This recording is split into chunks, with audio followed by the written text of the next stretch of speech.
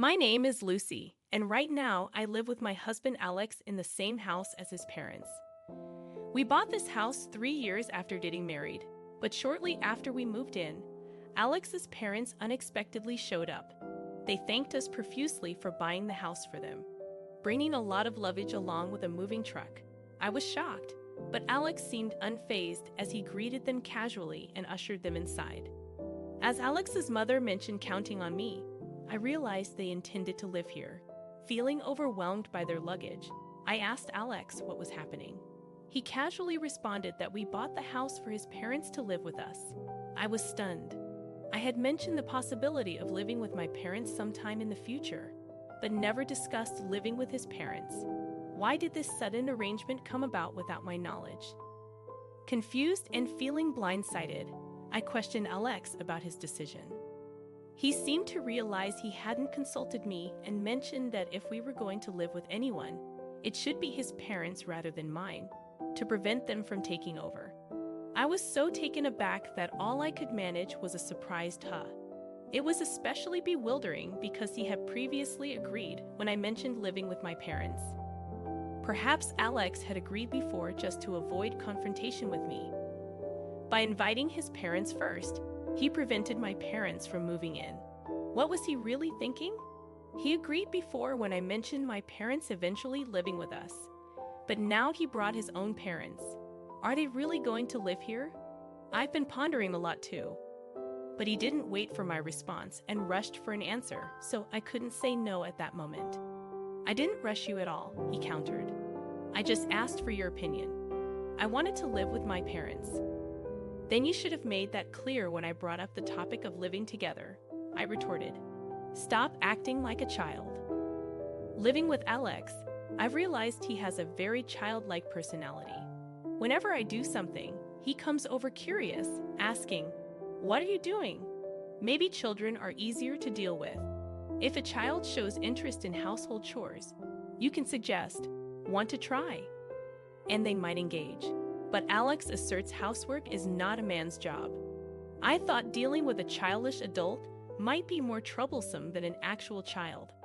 Apparently overhearing our argument, my mother-in-law started keeping her distance, advising Lucy, "You might feel dissatisfied over trivial matters between husband and wife, but some compromise is necessary."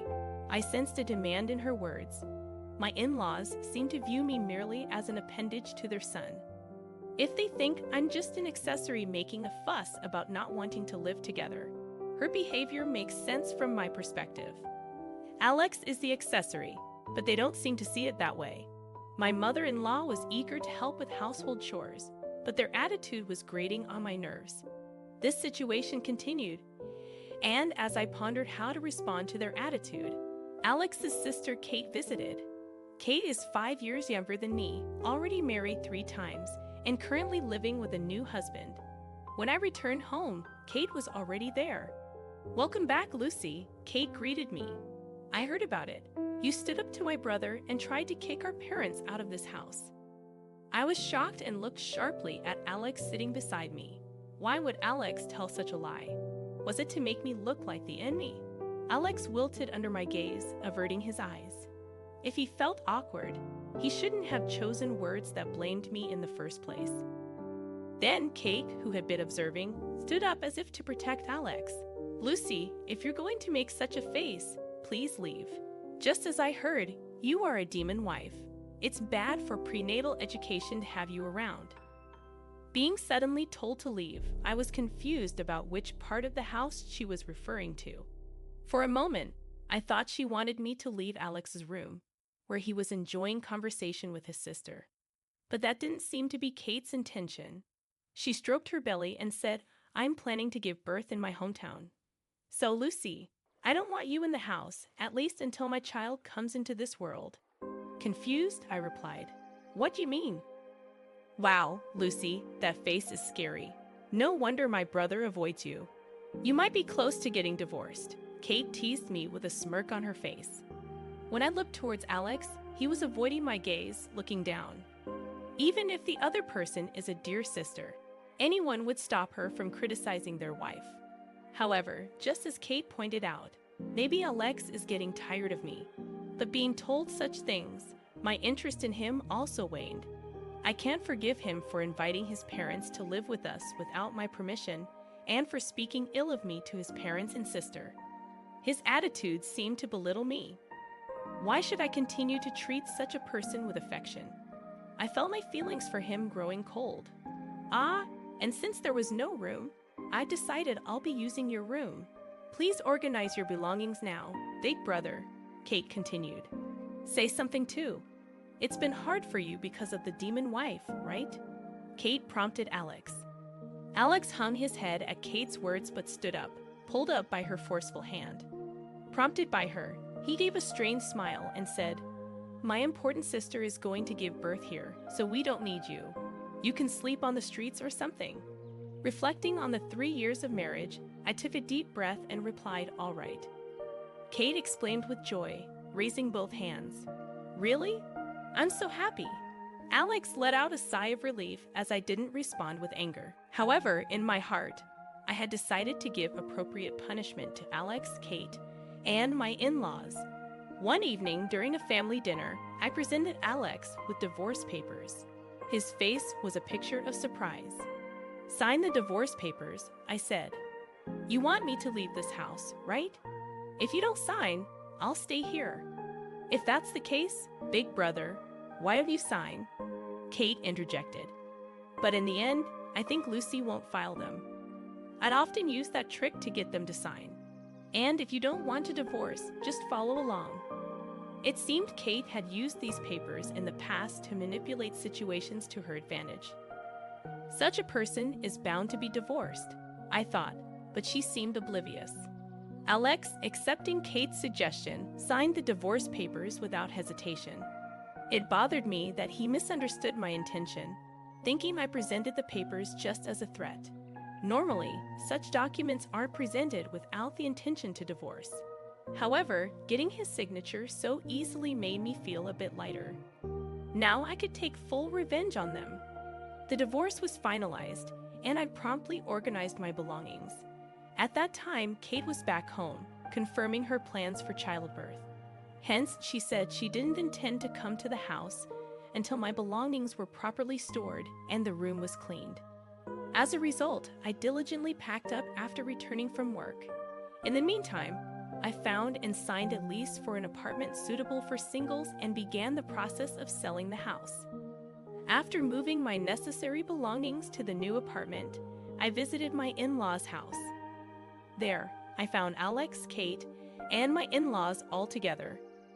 Knowing that my father-in-law and Alex would be off work that day and that my mother-in-law and Kate didn't work, I decided to visit when all of them were present. My sudden visit surprised all 4 of them. Moreover, when I arrived, 3 of them, except Kate, seemed to have been enjoying alcohol since the afternoon. In their presence, Alex was saying, "Lucky that woman left. She thought if she got angry, everything would go as she wanted. She acted so arrogantly, troubling me." My mother-in-law responded, "Indeed, Lucy had a somewhat difficult personality." The reason I was angry with Alex was that he started living with his parents and even made me leave the house for his sister, all without discussing it with me. I was angry because of his unreasonable actions. However, it seems within the in-laws family, I am somehow perceived as the bad one. Listening further, remember the girl I introduced earlier? It seems he started dating her, but she's a better match than the previous sister-in-law, right? I think a more adorable woman suits my brother better. They discussed his shocking affair. If the relationship started a week ago, that was when I was already proceeding with the divorce, so I guess it won't be an issue of infidelity. But still, his actions infuriated me. I briskly opened the room door and checked the faces of the chatting in-law family. The 4 of them seemed not to expect my return and were surprised. I came with the real estate agent. "Ah, Lucy, who is that man behind you?" Alex asked, pointing to the man behind me. Before I could say anything, Kate exclaimed, "Isn't that sister-in-law's new partner? Brother, this is infidelity. Let's make her support us financially." Amidst everyone thinking Alex and I are still married, I've lost all patience with Kate. who, despite having introduced Alex to a new lover, is now making a fuss demanding money. Amidst this, the real estate agent handed a business card to my father-in-law and greeted him. Looking at the card, my father-in-law wondered, "Why is someone from real estate here?" The agent replied, "To appraise the value of this house." My in-laws exchanged glances and started laughing. We plan to continue living here, so no appraisal is needed. However, the agent clearly stated, "Actually, this house is in Lucy's name. She wishes to sell it, so we are proceeding with the sale." Upon hearing this, my in-laws showed expressions of surprise, seemingly unaware of this fact. Perhaps Alex hadn't accurately conveyed this information. Alex said he would explain the details himself, so I left it alone. However, from my in-laws' attitude, it was clear that they had not received this information. They seemed to think I was just a burden and that Alex was supporting me by buying this house.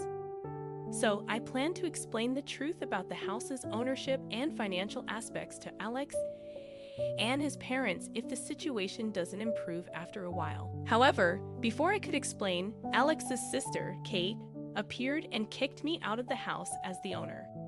Therefore, I judged the dialogue with this in-law family became difficult and decided to take direct action. That action was to find a new home for myself, complete the move, and then promptly sell this house. Alex seemed to take Kate's words at face value and was complacent, thinking I wouldn't divorce. Seeing Alex's surprised face, I sighed inwardly. Since I, the owner, was kicked out of this house, it makes sense to sell it. I explained. It might be, but this residence is mine as well. And since we're married, it's also yours, right? Now my parents and sister are living here too. So, whether you or your family are here, it's irrelevant to me. Besides, we divorced quite some time ago. You signed the divorce papers, right? I submitted them to the city hall immediately. At my words, Alex seemed shocked and said, "What?" He seemed to think the divorce papers were just a threat. Disappointed, I sighed again. Then Kate started accusing. Such an unforgivable woman, this she-devil, using my brother's money to get the house and then putting it in your name. I wonder who she thinks is the cause of this situation. I stared at Kate. Your beloved brother actually doesn't have any money. He's working, but all his income goes to repaying borrowed money. Why does my brother have debts? Kate asked. Isn't that because he paid your living expenses? Kate had been married 3 times, but 2 of them ended due to her infidelity. Each time, she would say, "Please keep it a secret from my parents. I don't have the funds, so help me." And Alex would comply with her unreasonable requests. At first, I didn't notice, but then I discovered that the savings we were supposed to be building together had significantly decreased. I confronted Alex about it, and it turned out that he had been giving living expenses to his sister Kate without telling me. Despite this, I resolved the house payments using my own savings. I was beyond surprised and felt utter disdain for him for giving his sister such an amount of money. Even if he said he would pay back the money in the future, I could no longer trust his word. I hired a lawyer to recover our joint savings that he had squandered. Before I could share this fact, his parents, learning about their daughter's infidelity, exploded in anger.